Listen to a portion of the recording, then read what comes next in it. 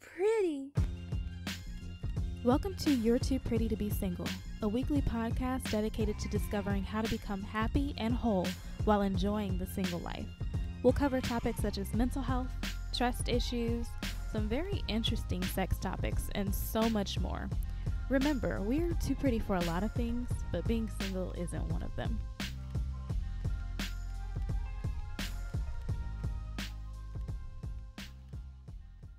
Hey everybody, thank you for tuning into another episode of You're Too Pretty to Be Single. This week's featured review is from 6B Chica. It's titled Amazing, and it says, "This podcast is just what I needed. She keeps it real, she's LOL funny, and she made me cry. Whew. Tay will take you on a journey, and I'm happy for the ride. Looking forward to more episodes." Thank you so much for leaving that review. As always, please make sure that you guys listen, subscribe, rate, review, and share, and your review may be featured next. So as I've said probably 20 times, I've been single for 6 years, and it hasn't always been easy. And I most definitely haven't always been happy, especially not like I am now. So I've had those nights where being single just makes you feel sick to your stomach, and it feels hard, and you start to think you'll never find anyone or never get married.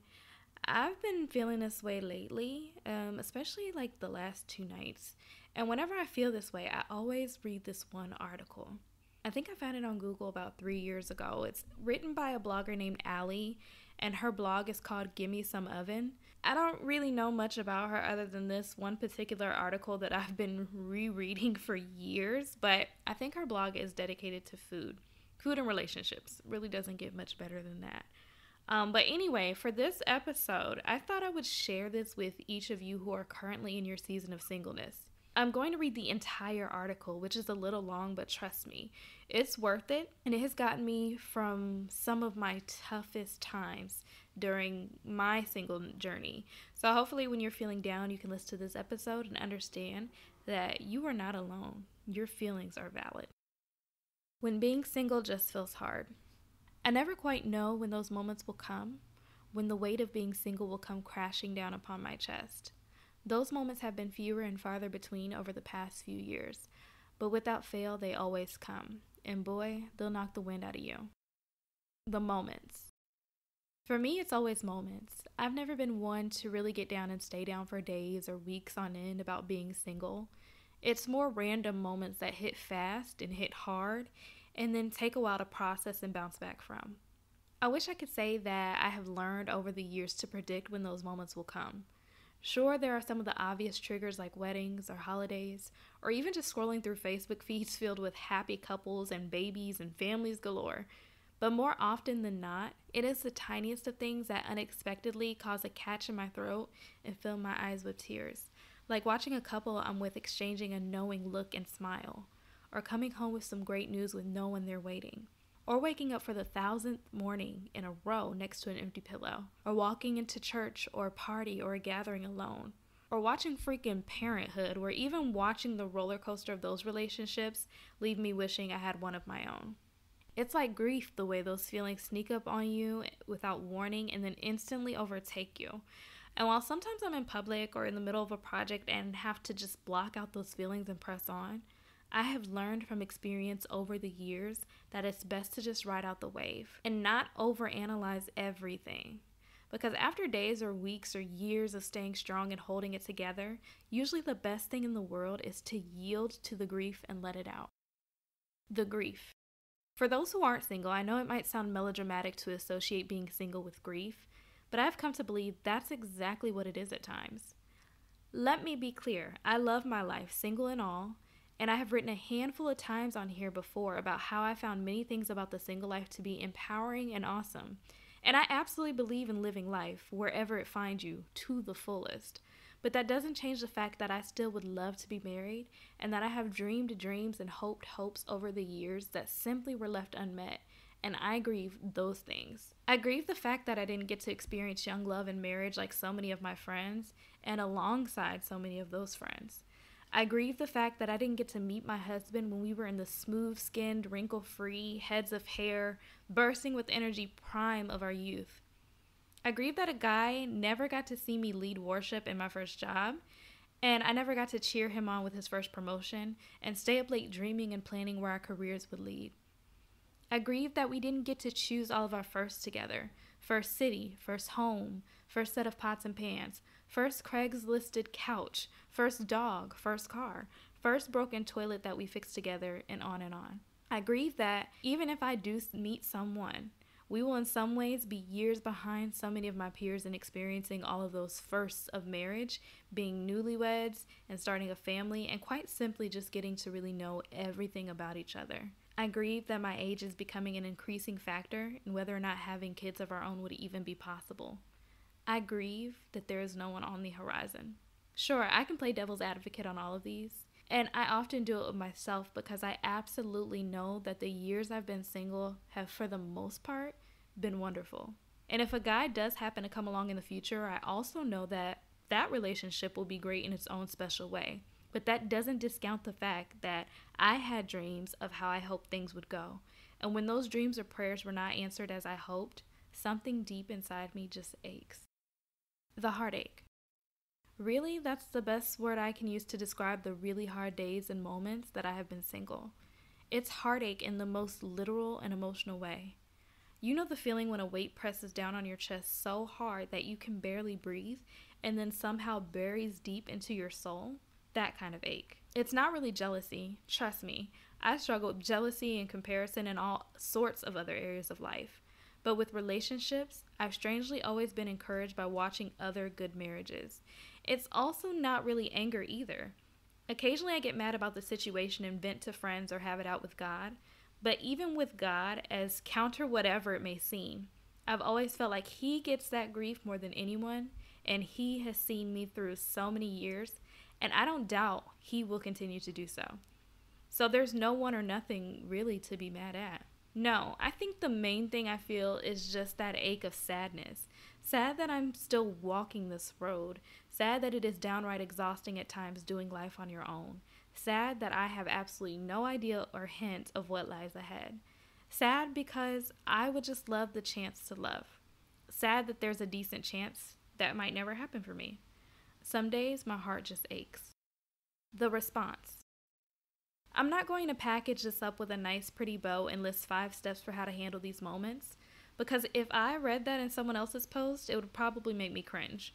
But mostly because, like I said, I honestly don't think there's a ton to do.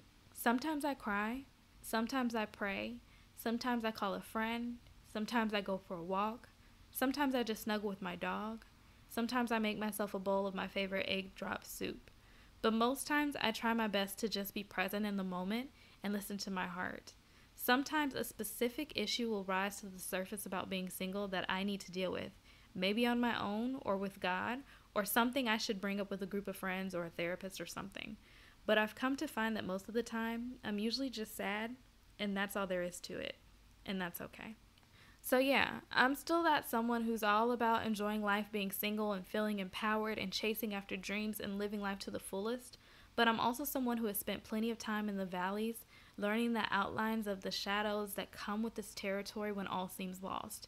And I've come to believe these moments are just as important as the highs. But as my old pastor used to say, the worst thing is never the last thing. And somehow the light and joy that come with the morning always come again. Always. So to any of you dear friends who find yourself in the midst of those hard days, I raise my glass to you and the courage and the strength it takes to get through. And I offer that you're not alone and remind you and myself that it will get better. It will. Woo, y'all. Every time I read that, it cleanses me a little. And I think this is my first time reading it out loud. It's my go-to whenever I get those pains, especially at night. Make sure you get the link to this article from my episode notes and save it for when you need it. I really just wanted to take this week to share this with you all. Working to be the best versions of ourselves is also acknowledging when we are not okay and learning how to bounce back from that. All right, you guys, so even though this was a shorter episode, I do have a single shout out. This week's single shout out is my girl Jasmine. Hey, Jazz. Jasmine is 29. She's from the Atlanta area and she works in retail management. Her list of hobbies include that she is a lover of music, the best pop locker you'll ever meet, Okay, Jazz. She's a foodie. She will try almost anything once.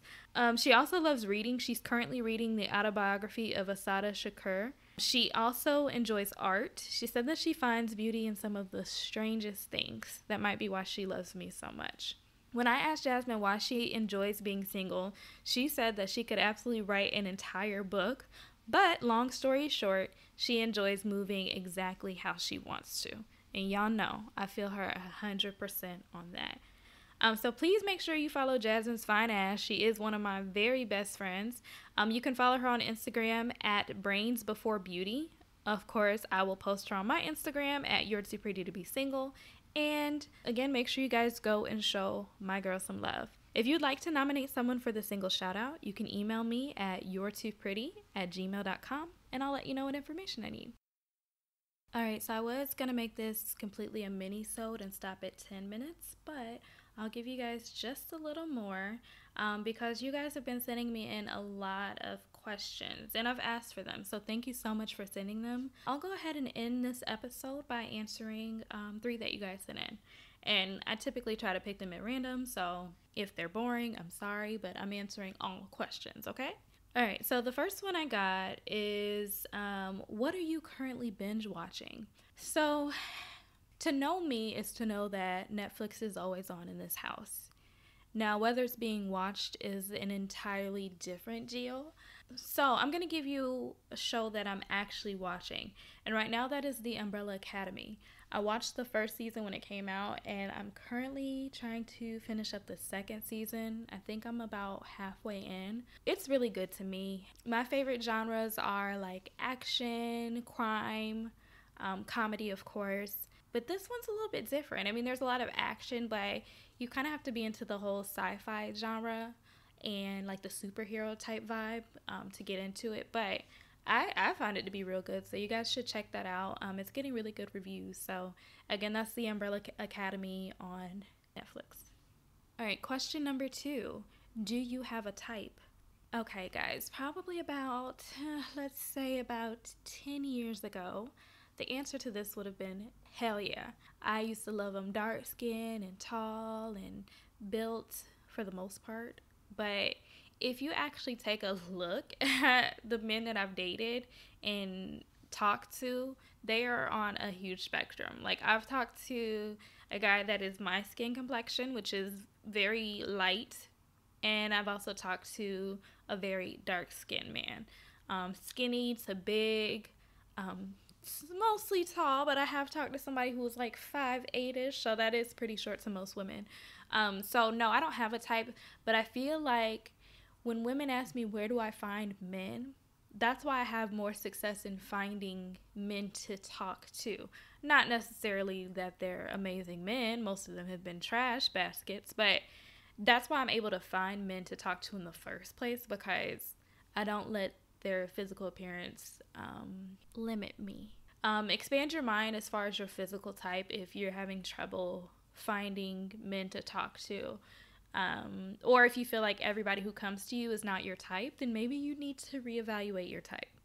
All right, and then the last question that I'm going to answer, I just lost it. What did it say? It says, do you have any books you recommend for single women? Actually, I do. I'm going to give you one, and maybe I'll start giving you guys more book suggestions, or you can give me some to kind of shout out, because I do enjoy reading. I might not always have time for it, but I actually do thoroughly enjoy it.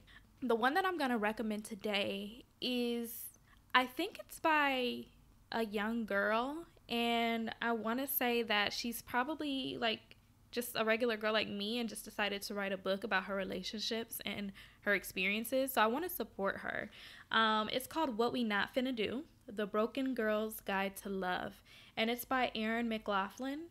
I could really relate to it. Even though she's younger than me, she actually has been through a lot of things, and I kind of think she just puts a real modern approach to how she talks about the relationships that she's been in and kind of how to heal, how to deal with it. And she even addresses the fact that you might just be alone. And sometimes I appreciate that honesty, because I think that people overlook that could possibly happen. Like, a lot of people tell me, you'll never end up alone. How do you know that?